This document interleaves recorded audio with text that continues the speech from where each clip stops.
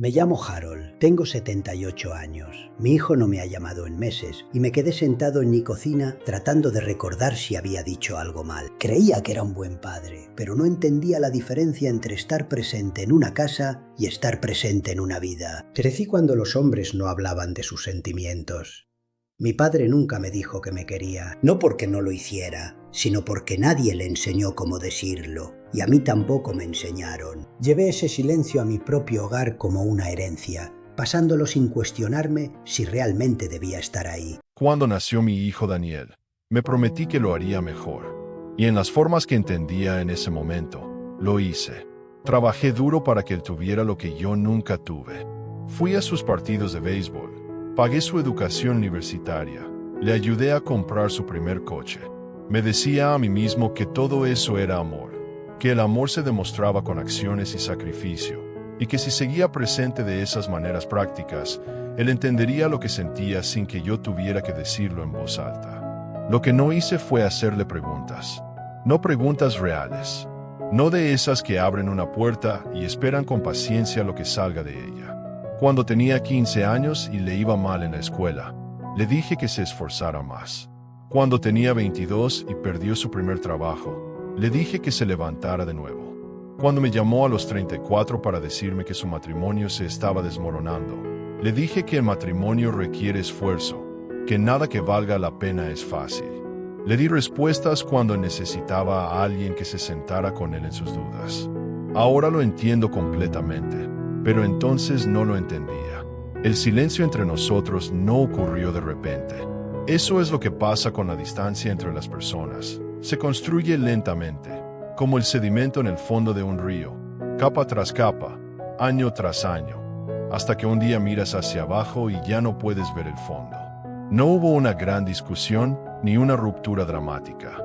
Solo hubo menos llamadas, visitas más cortas, conversaciones que se quedaban en la superficie porque ninguno de los dos sabía cómo profundizar sin que resultara incómodo. Y en algún momento, sin decidirlo, dejamos de intentarlo. Me decía a mí mismo que estaba ocupado. Tenía su propia vida, sus propios hijos, sus propios problemas. Me decía que era normal, que todos los hijos adultos se alejan con el tiempo, que era una señal de que había criado a alguien independiente. Me dije muchas cosas durante esos 4 meses de silencio porque la alternativa, enfrentar la posibilidad de que le había fallado de una manera fundamental, era demasiado difícil de aceptar. Fue mi vecina, una mujer llamada Ruth, que tiene 83 años y ha sobrevivido a 2 maridos y ha criado a 5 hijos prácticamente sola, quien finalmente dijo lo que yo había estado evitando. Estábamos sentados en su porche una tarde y mencioné, de forma casual, que no había sabido nada de Daniel en un tiempo. Ella me miró de esa manera en la que solo las personas muy mayores pueden mirarte, con una paciencia que nace de haber visto a la gente cometer los mismos errores durante décadas. Y me dijo, Harold, ¿alguna vez le has preguntado cómo fue crecer contigo como padre? No lo que le diste, sino cómo se sintió. No tuve respuesta. Me di cuenta, sentado allí, de que nunca le había hecho esa pregunta. Había pasado 40 años asumiendo que sabía la respuesta, creyendo que porque mis intenciones eran buenas, su experiencia también lo había sido, creyendo que la historia que yo contaba sobre mí como padre coincidía con la historia que él había vivido.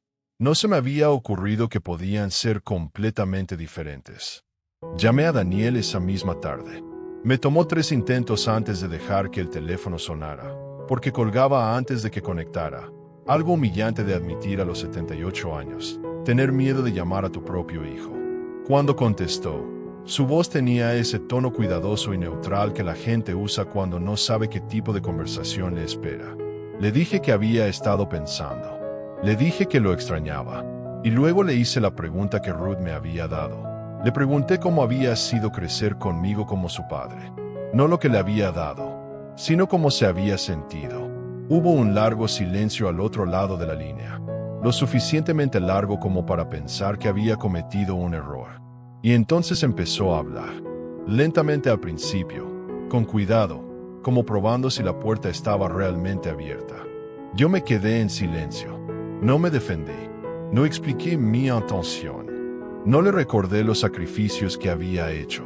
Solo escuché, quizás por primera vez en su vida, sin preparar una respuesta. Me dijo que durante gran parte de su infancia sintió que no podía equivocarse conmigo. No porque yo fuera cruel, dejó eso claro, sino porque yo era tan seguro, tan rígido en cómo debían hacerse las cosas, que no había espacio para la duda o el fracaso.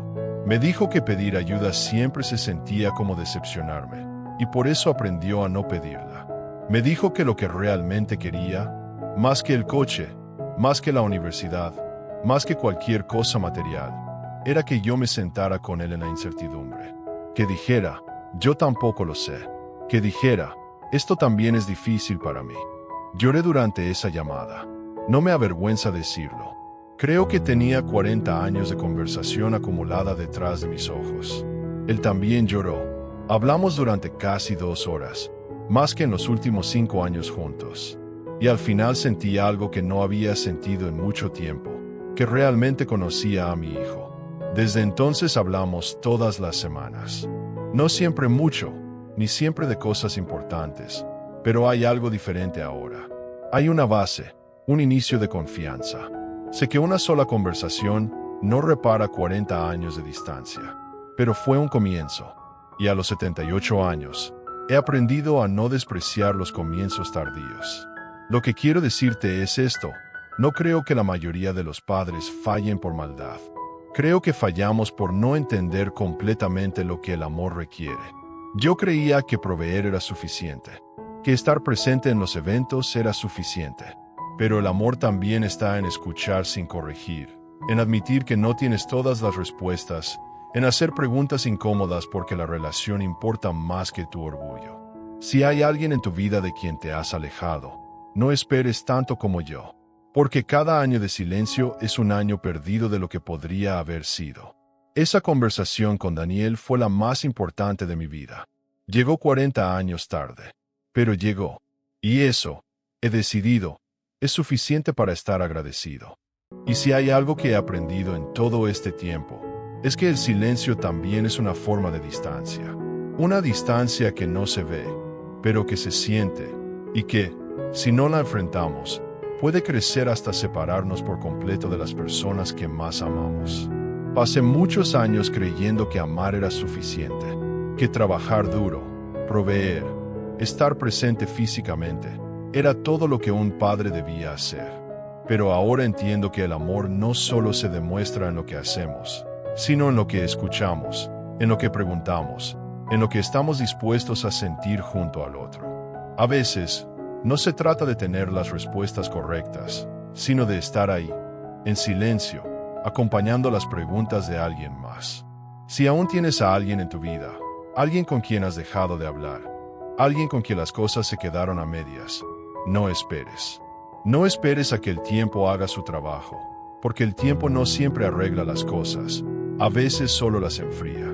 Haz la llamada, haz la pregunta incómoda, escucha de verdad. Porque al final del día, no recordamos lo que dimos, ni lo que resolvimos. Recordamos cómo hicimos sentir a las personas que amamos.